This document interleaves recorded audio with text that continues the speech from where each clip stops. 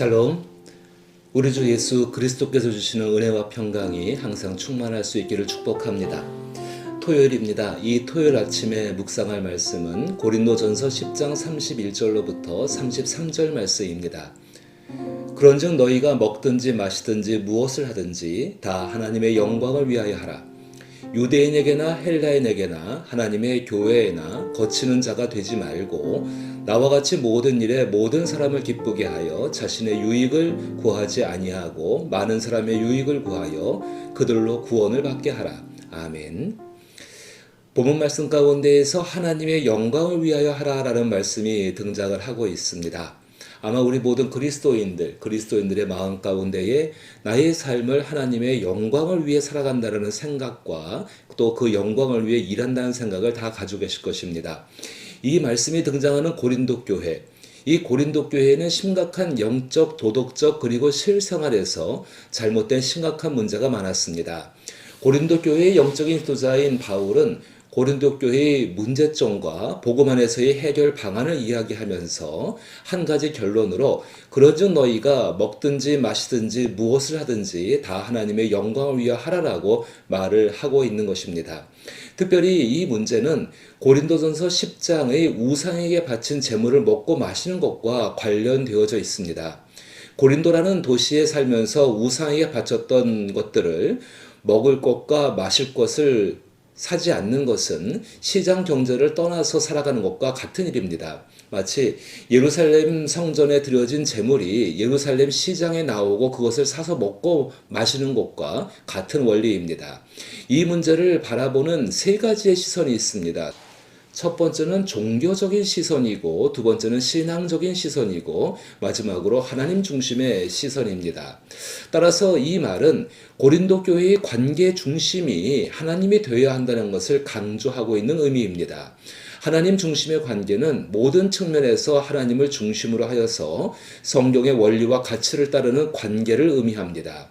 하나님의 인격은 사랑과 존중입니다. 이 같은 하나님의 인격을 기반으로 하며 하나님의 목적을 추구하고 기도와 영적 교제를 중요시하는 신앙입니다. 주 예수 그리스도께서는 하나님 중심의 관계를 통하여 모든 것을 하나님께 영광이 되게 하셨습니다. 이 모습은 신앙과 종교와 신앙이 없는 비종교인에게까지도 적용될 수 있는 원칙입니다. 당연히 교회는 하나님 중심이어야 합니다. 교회에는 종교적인 것과 신앙적인 것이 동시에 존재하고 있습니다. 우리가 하나님 중심의 교회로 만들어가기 위해 신앙과 종교의 다른 것들을 생각하고 기억하고 있어야 합니다. 종교는 교리, 규칙, 의식, 예배, 교회 조직과 구조 등을 포함한 신앙을 체계화한 것을 가리키고 있는 것입니다. 또한 종교는 강한 지배력을 가지고 있습니다. 반면 신앙은 개인적인 믿음, 신념, 영적 경험과 관련된 개념입니다. 신앙은 하나님과 함께 존재하는 것을 목적으로 합니다. 이처럼 종교는 신앙의 외적인 표현이 될 수 있으며 신앙은 하나님께 대한 개인의 내면적인 신념과 관계를 강조하고 있는 것입니다. 교회에서 신앙적인 것과 종교적인 것을 완벽하게 분리할 수는 없습니다. 그러나 하나님 중심으로 통합할 수는 있습니다. 그것은 신앙적인 것을 사랑함으로 종교적인 것을 온전하게 할 수 있다는 것입니다. 이것을 주 예수님의 표현대로 몸과 의복에 빗대어 생각할 수 있습니다. 당연히 의복보다 몸은 중요합니다. 그러나 의복이 없으면 몸은 부끄러움을 당합니다. 단순한 원리로 몸을 돋보이게 하는 옷을 입어야 되는 것입니다. 종교는 신앙을 표현하는 옷입니다. 그런데 신앙이 개별적이다 보니 종교를 통해 획일화하기가 쉽습니다. 여기서 종교의 지배력이 발생합니다. 지배력은 애착입니다. 종교에 대한 애착은 종교적인 규율을 준수하고 예배 형식을 따르는 것과 개인적으로 느끼는 하나님과의 연결을 가르침으로 태도를 지배하려고 합니다. 또한 다양한 종교적인 활동에 의무적인 참여를 통하여 더 강한 지배력을 얻습니다. 종교의 중심에는 하나님의 지배력과 같은 지배력을 가지려는 의도가 언제나 깔려 있습니다. 신앙은 하나님과 함께 있는 것입니다. 하나님과 함께 있다는 것을 표현하는 것이 종교입니다. 종교와 신앙 모두 하나님의 영광을 위해 생각하고 말하고 행동합니다. 그런데 종교는 더 많은 영향력과 지배력을 얻고자 합니다. 그러나 신앙은 함께 있음으로 변화되는 것을 추구합니다. 그것은 모든 관계의 중심에 하나님이 계시기 때문입니다. 바울은 교회에서 종교적인 지배력을 얻기를 원하는 사람들에게 그런즉 너희가 먹든지 마시든지 무엇을 하든지 다 하나님의 영광을 위하여 하라. 유대인에게나 헬라인에게나 하나님의 교회에나 거칠은 자가 되지 말고 나와 같이 모든 일에 모든 사람을 기쁘게 하여 자신의 유익을 구하지 아니하고 많은 사람의 유익을 구하여 그들로 구원을 받게 하라라고 충고하고 있습니다. 이 말씀은 먹고 마시는 것이 무엇을 위한 것인지를 생각해야 한다는 것입니다. 교회에서 음식을 먹든지 성찬을 대하든지 일상에서 식사하든지 그 모든 것들은 생명을 유지하기 위한 것입니다. 사실 그것은 중요하지 않게 여기는 것처럼 생각되지만은 하나님께서 말씀하신 생육하고 번성하는 일입니다. 무엇을 위해서 먹는가는 스스로 결정할 일입니다. 그것이 신앙인에게 있는 자유입니다. 그러나 참된 신앙인이라면 지각 없이 먹고 마시지 않습니다.